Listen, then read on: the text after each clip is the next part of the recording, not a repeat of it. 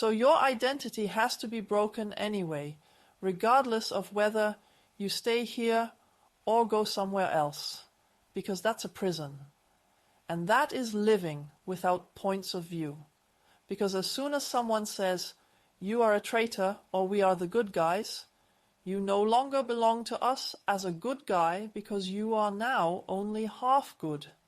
So no matter where you end up, they want to have you reunited in shoebox. Perhaps nothing is worse than a German community of emigrants who say, again, you're not allowed to do that now, or you can just have fun and race through Paraguay on an enduro, because there is war at home and you have to stay in the resonance space, so to speak. Yes, yes, so that's live without points of view. So they would provoke you again and say you're not allowed because otherwise you're not a good person and will exclude you. And instead my day would start instead of, oh God, I have such and such a relationship. This is what my account looks like and I find my job meaningless. These are also, of course, all an invention that instead of saying, oh, this is one of the lousy days in my life, what a wonderful day with wonderful encounters is waiting for me today, do you notice? So I'm crashing this rail vehicle again. This is the worst of all. Get off the rail car. But please don't get into the monastery now. These are just people who live in a shared apartment for life, so to speak. I know so many who are in monasteries but then leave again after a year. In part, precisely because they were free spirits, they really can't stand it, now obedient to a stupid novice master. So forget all those shoeboxes, you need tools to crack the prison inside you, and that is, you don't need an identity. I am him or I am him.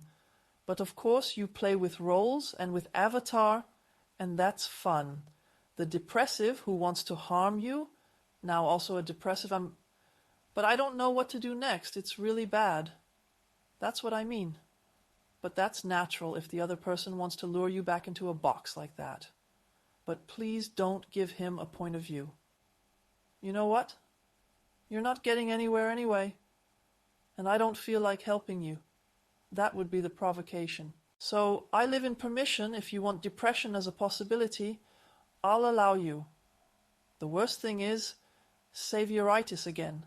We are fine, and now we want to share what I know, name or saving spirit to send to the others. But the result will always be that you end up angry. They don't even want to be on your level, and they just want to drag you down into their sewage system. And in the end, you feel better, or damaged. So really, all these patterns of connection with a dying culture, then really first solve them internally.